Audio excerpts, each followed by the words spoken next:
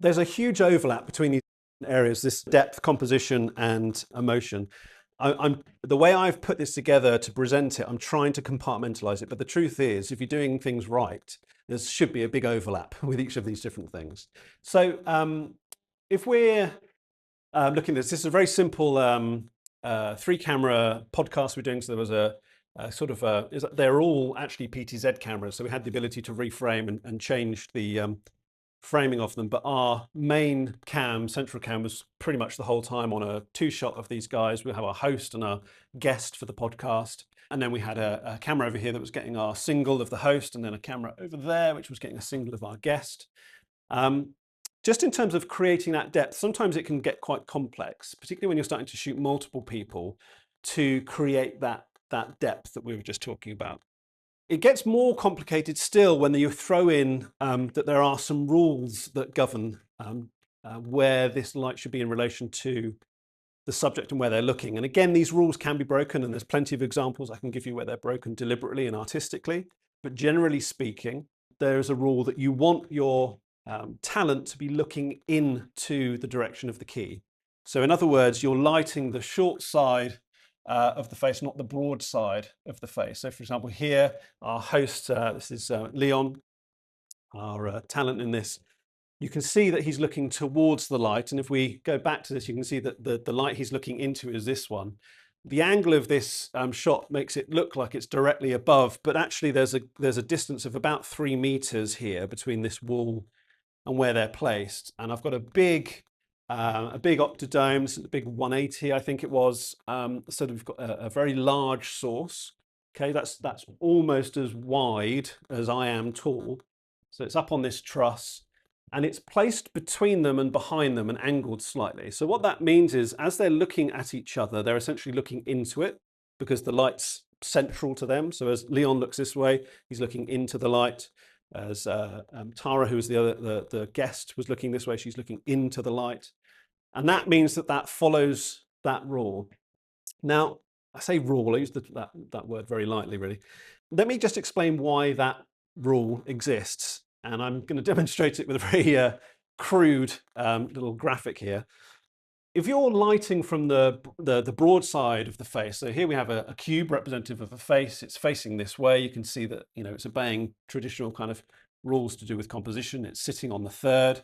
We have 2/3 over here of empty looking room that the cube is looking into.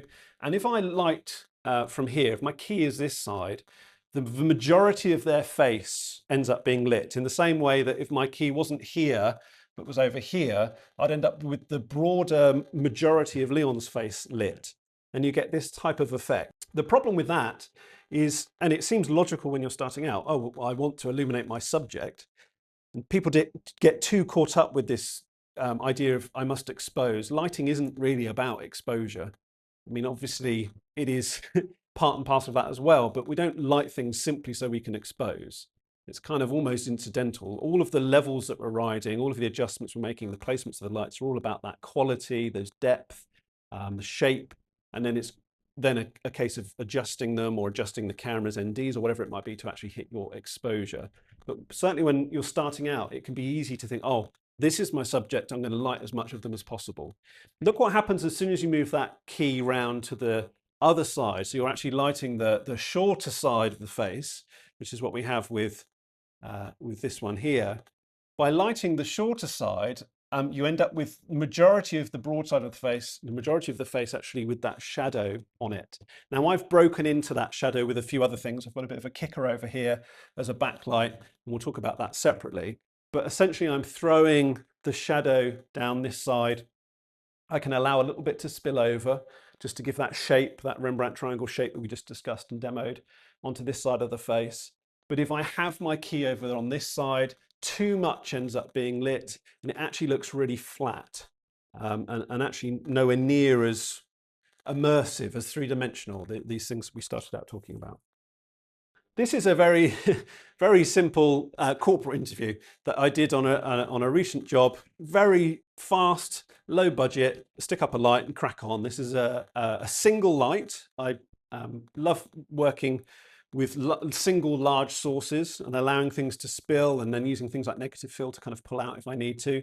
I don't like messing around too much, particularly when I'm on my own on a low budget corporate like this. So this is simply just a lantern. It's just a cob style LED with I think it's only a small 60 centimeter lantern on it, just suspended on a boom arm.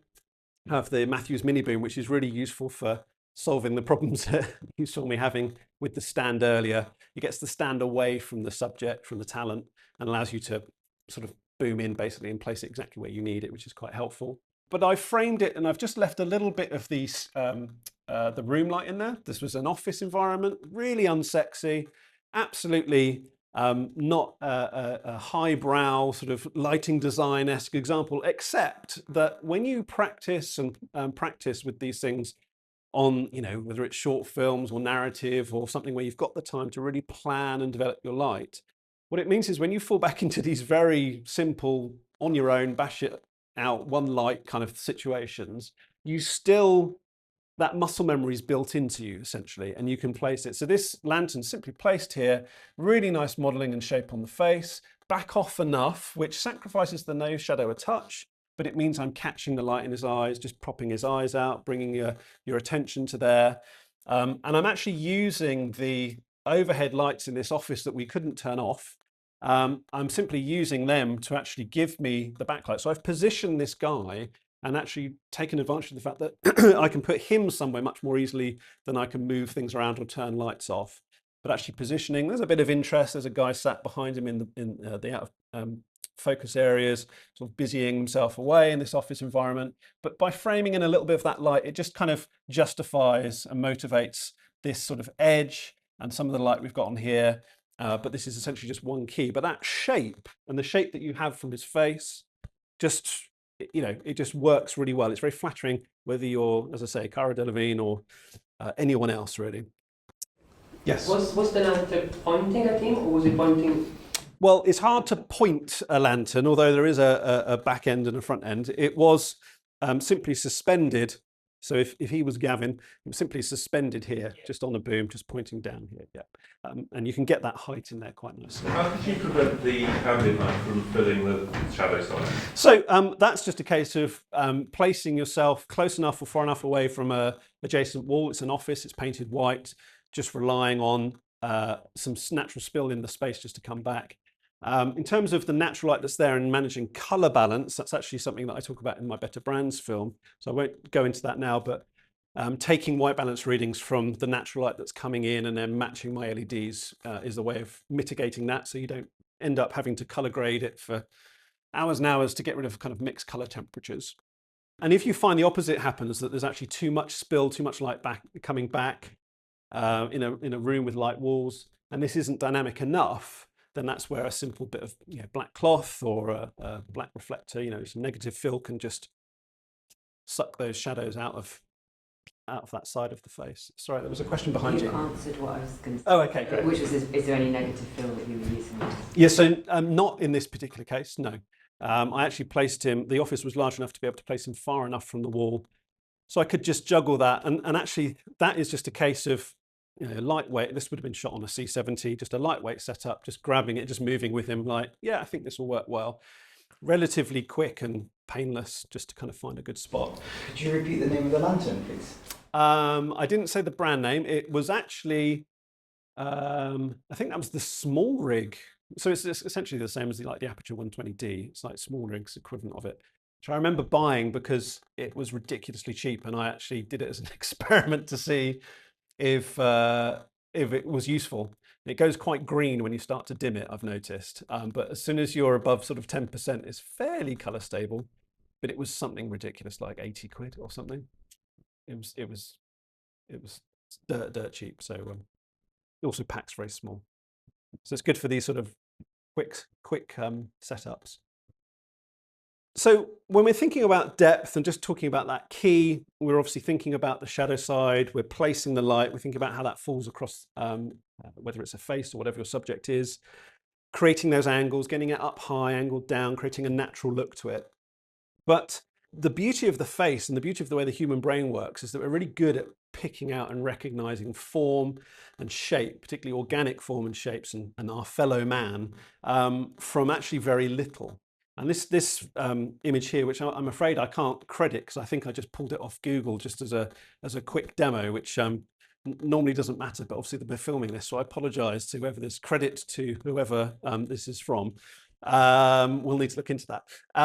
But I just found this just does a great job of illustrating exactly that point. 99% of her you can't see, and yet we know so much about how she looks. It's incredible how powerful our ability, our pattern recognition, and our recognition of other people.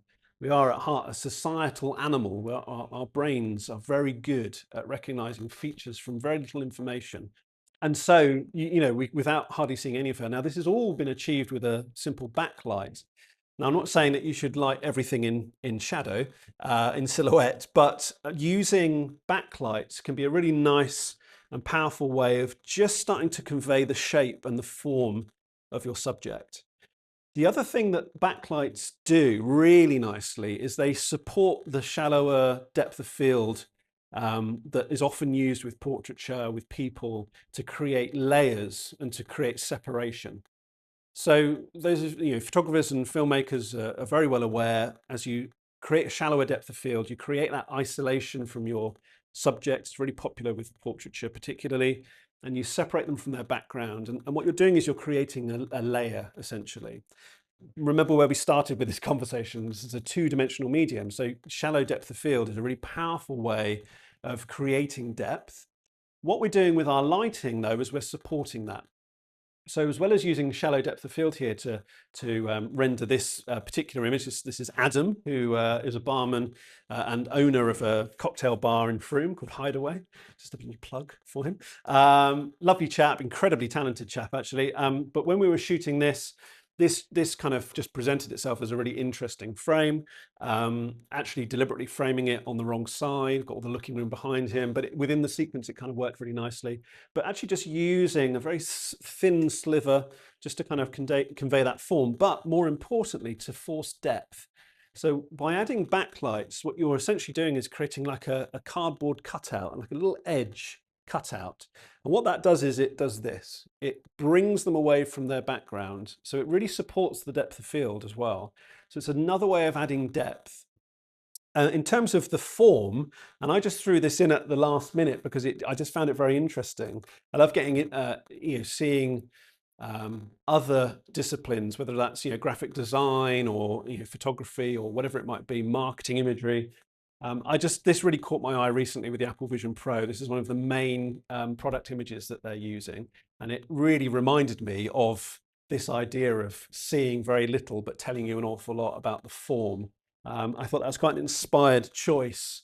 It's very brave, it's very minimal, but it's using that edge and the organic form of it and playing on our ability to recognize those shapes and those forms, making it look more sort of gentle and organic and sophisticated and very much not robotic or man-made. It's not got any hard edges. And I think the way that that's presented in that imagery is quite useful. This was an image from a branded piece that I did earlier this year. And in this case, not sort of backlighting, and I'll show you in a minute, is often a case of hidden up and out of sight, mounted up high, and using that light to create edges, whether it's kickers or traditional backlights. It's creating those edges, it's denoting that form as I just demonstrated. This just stood out to me as an interesting shot because we used the environment that the talent was in. This is a young guy called Nico. I think this was his first modeling gig actually, which was part of a series of branded content that we were creating for a restaurant, a dessert restaurant, I think they specialize in. And you can see how the environment and using the environment has given us that edge. It really helps that he has incredibly flawless skin, damn him. But you can see how that shape, that organic shape, is really clearly defined and how that separates your subject from the background. So again, it's a way of creating depth. It actually helps he's got glasses on. People often balk when they see people with glasses, but as long as you've got your light up high, angled down. It shouldn't be an issue. It shouldn't catch in the glasses. And in fact, this was lit with the exact same 60 centimeter half lantern that that other example was using. And then the rest of the light is just the environmental light from placing the subject where we wanted them. It almost looks kind of AI, this image. I promise you it's not. But it's got a certain quality to the edges and the form that you get from that backlight.